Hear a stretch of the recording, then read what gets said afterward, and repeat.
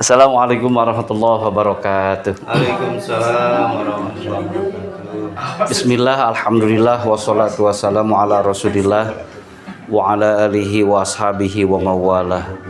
Amma ba'du.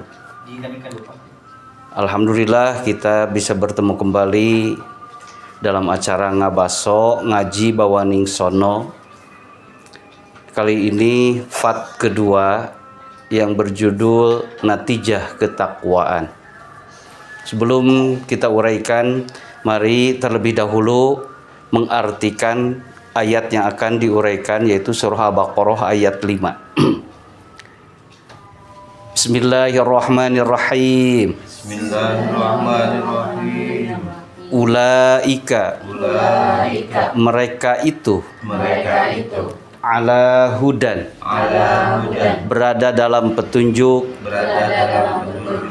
mir rabbihim dari Tuhannya wa ulaika dan mereka itu hum mereka adalah al-muflihuna yang mendapat kebahagiaan.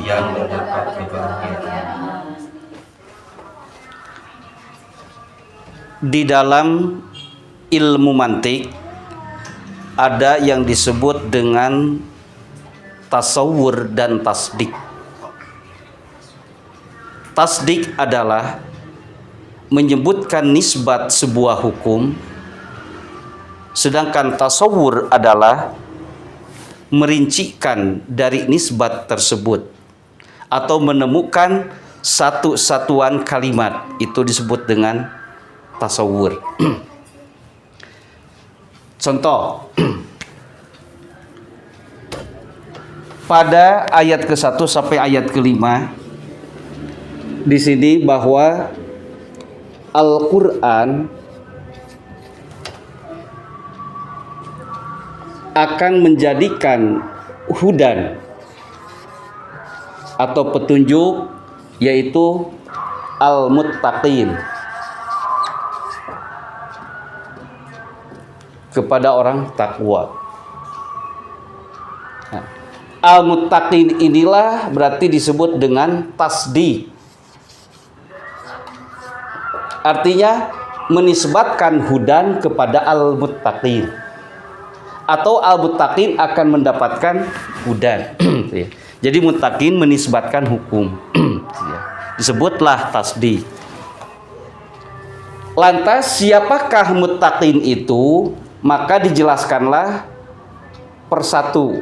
1, 2, 3, 4, 5. Yang pertama yu'minuna bil ghaibi. Yang kedua yuqimunas shalah.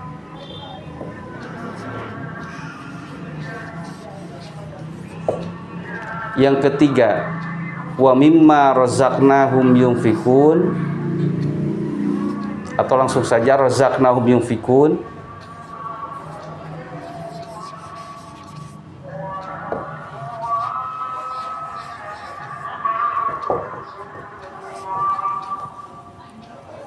Yang keempat yu'minuna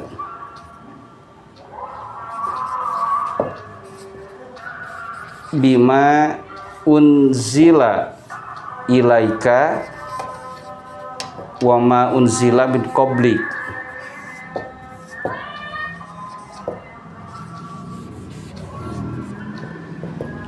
Dan yang terakhir wabil akhirati hum yuqinun.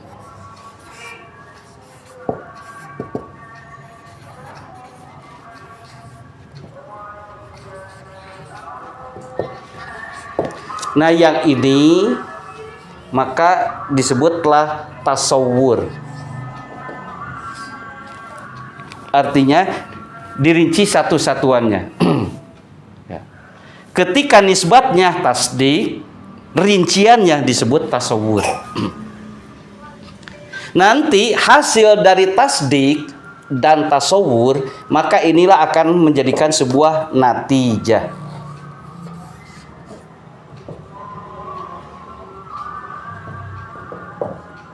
Natijah bisa diartikan kesimpulan, bisa diartikan juga hasil atau buah. Nah, inilah sekarang yang akan diuraikan. Apa hasil yang akan diperoleh oleh seorang muttaqin? Berarti ini langsung kepada tasdik. Atau jika apakah buah dari yu'minuna, yuqimuna, razaqnahum, yu'minuna dan nabil akhirati itu sama. Berarti kepada tasawur. Itu berarti natijah, ya. Hasil yang akan diperolehnya adalah pertama ini hudan. Dia akan mendapatkan bimbingan selama-lamanya dari Allah. Ucapannya akan dibimbing, pikirannya akan dibimbing, langkahnya pun juga akan dibimbing oleh petunjuk atau disebut dengan hidayah. Yang kedua ini al-muflihun, dia akan mendapatkan kebahagiaan baik di dunia ataupun juga di akhirat.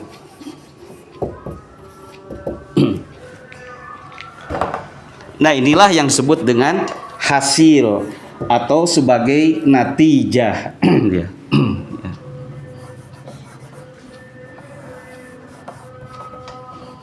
Ya, natijahnya dua ya. Hidayah dengan muflihun. Nah, ini adalah sebagai natijah. Sengaja kali ini uraian tidak akan panjang karena mungkin akan ada beberapa pertanyaan. Ya, kita simpulkan lagi ya. Al-muttaqin adalah tasdik atau menisbatkan hukum bahwa yang akan mendapat petunjuk adalah al-muttaqin. Kemudian diuraikan satu persatu siapakah muttaqin itu, diuraikan satu persatu, itulah yang disebut dengan tasawur. Hasilnya adalah sebuah natijah. Ia akan mendapatkan hidayah, petunjuk atau bimbingan. Dan yang kedua akan mendapatkan al-muflihun, kebahagiaan baik di dunia ataupun juga di akhirat. Itu penjelasan secara singkat. Nah, sekarang silakan kepada teman tanya jawab.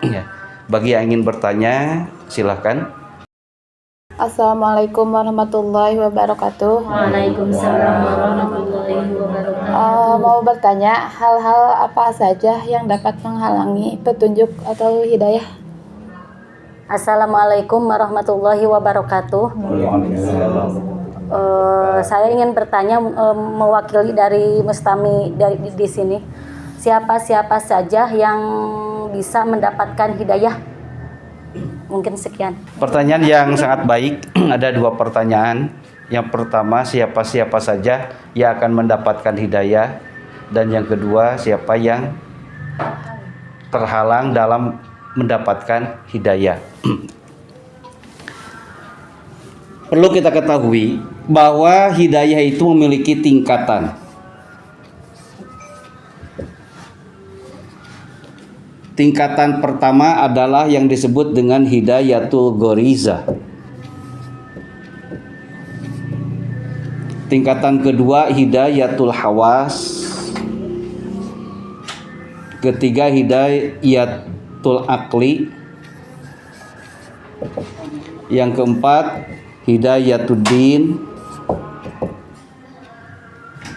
Terpakai Allah. Al-ghorizah, al-hawas, al-aklu, ad-din, dan at-taufiq.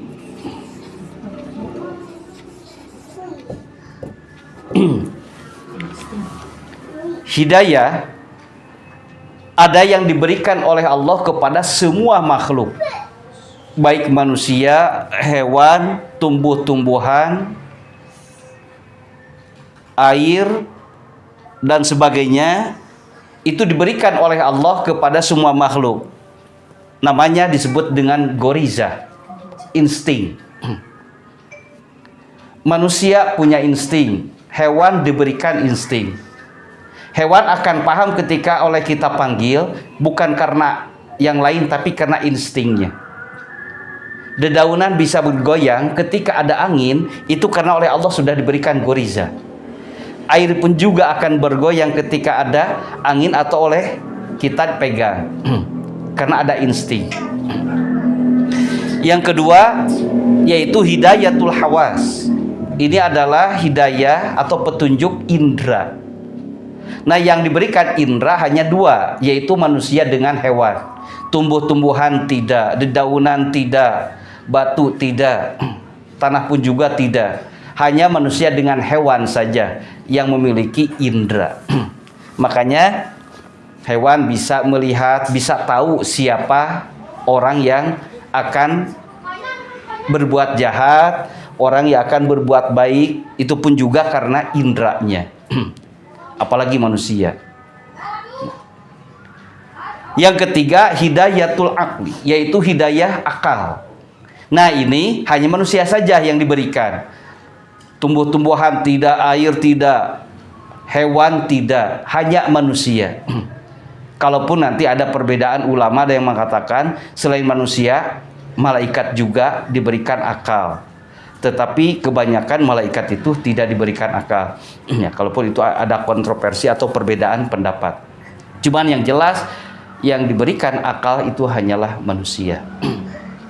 Dan yang keempat adalah hidayatuddin, hidayah agama. Nah, di sini manusia itu tadi sudah diberikan akal, tapi tidak setiap manusia diberikan agama oleh Allah. Yang dimaksud di sini adalah agama Islam tentunya. Makanya di dunia tidak semuanya orang itu beragama Islam. Karena hanya sebahagian orang yang diberikan ad-din, agama. Bahkan ada juga yang tidak memiliki agama yang disebut dengan ateis. Nah. Dan yang terakhir, ini yang paling sulit, yang disebut dengan hidayatuddin. Dari orang yang oleh Allah diberikan agama, tidak semuanya diberikan hidayatut taufik. Inilah hidayah yang paling mahal. Nah, kemudian berarti kalau begitu, siapa atau kalau orang yang akan mendapat hidayah taufik? Nah, pertama adalah orang muttaqin. Karena dia diberikan hidayah oleh Al-Quran. Dan Allah pada hakikatnya yang memberikan hidayah. Tuh, orang al-muttaqin, yaitu yang yu'minu nabil goib, yang wa yuqimunas shalah, yang rozaqnahum wa mimma rozaqnahum yunfikun, dan yu'minu nabima unzila ilaika wa ma unzila min qablik, dan juga wabil akhirati hum yuqinun. Itulah yang akan mendapatkan hidayatut taufik. Kalau begitu berarti ada orang yang tidak akan mendapatkan taufik. Betul. Siapakah orang yang tidak akan mendapatkan hidayatut taufik? Nah, ini sesuai dengan ayat ini. Yang pertama, ada orang yang tidak akan mendapatkan petunjuk atau orang yang terhalang untuk mendapatkan petunjuk adalah nih yatakabbarun. Itu akan terhalang. Yang kedua, kadzabu.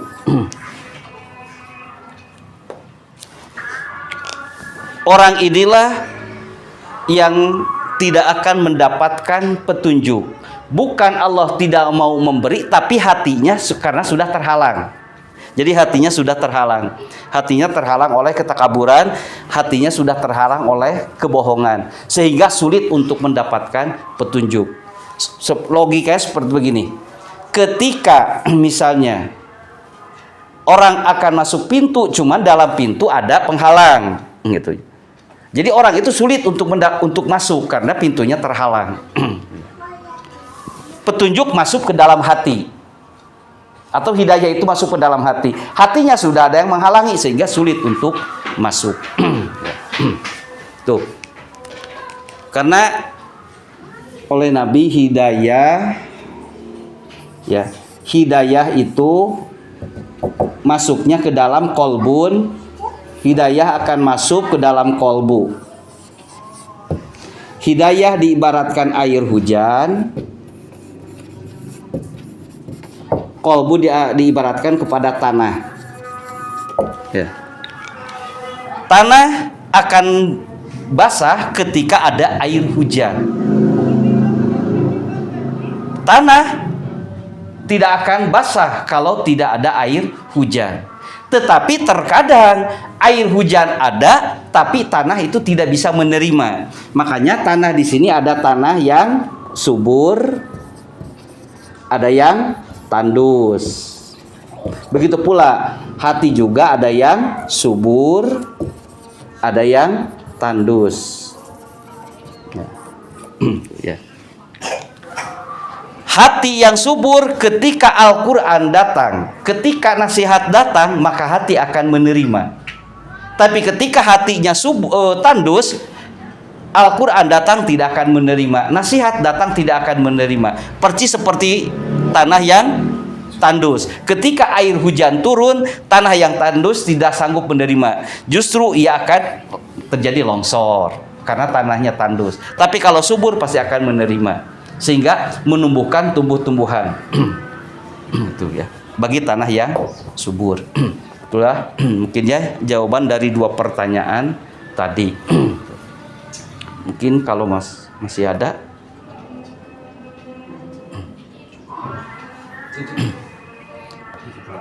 Kalau tidak ada, kita simpulkan lagi dari awal ya. Simpulkan lagi dari awal dari tadi ya. Jadi Al-Quran itu bisa menjadikan hudan atau petunjuk atau hidayah kepada orang muttaqin. Ciri orang muttaqinnya adalah yu'minuna bil ghaib, beriman kepada yang ghaib, wa yuqimuna shalah, sanggup menjalankan salat. Kemudian wa mimma razaqnahum yunfikun, siap untuk menginfakkan hartanya. Kemudian yu'minuna bima unzila ilaika wa ma unzila min qablik, meyakini kepada Al-Qur'an sebagai sumber hukum dan beriman kepada kitab-kitab sebelum Al-Qur'an. Dan wabil akhirati hum yuqinun, meyakini akan adanya hari akhir sebagai tempat kita nanti kembali. Nah, Al-Quran ini tidak akan menjadikan petunjuk kepada orang yang hatinya takabur. Karena hidayah turunnya ke dalam hati. Hati ada yang subur, ada yang tandus. Hati yang subur tentu akan bisa menerima Al-Quran. Hati yang tandus tidak sanggup untuk menerima Al-Quran. Yang kedua, kadzabu, orang yang mendustakan. Selama orang itu mendustakan agama, pasti Al-Quran itu tidak akan menjadikan petunjuk kepadanya. Bisa saja Al-Quran dibaca, tapi tidak menjadikan petunjuk, tidak menjadikan hidayah. Ya.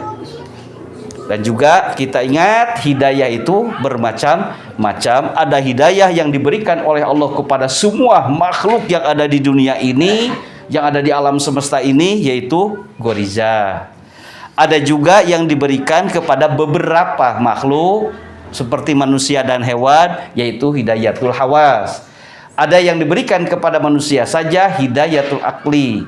Ada yang diberikan kepada sebahagian manusia, yaitu hidayatul din. Dari sebahagian manusia itu hanya segelintir yang diberikan hidayatul taufik. Ya, ini hanya segelintir orang saja, gitu ya, yang diberikan hidayah. Hanya itu saja yang bisa disampaikan pada ngabaso ngaji bawaning kusono. Semoga menjadikan ilmu khususnya bagi saya, umumnya bagi kita semua. Wassalamualaikum warahmatullahi wabarakatuh.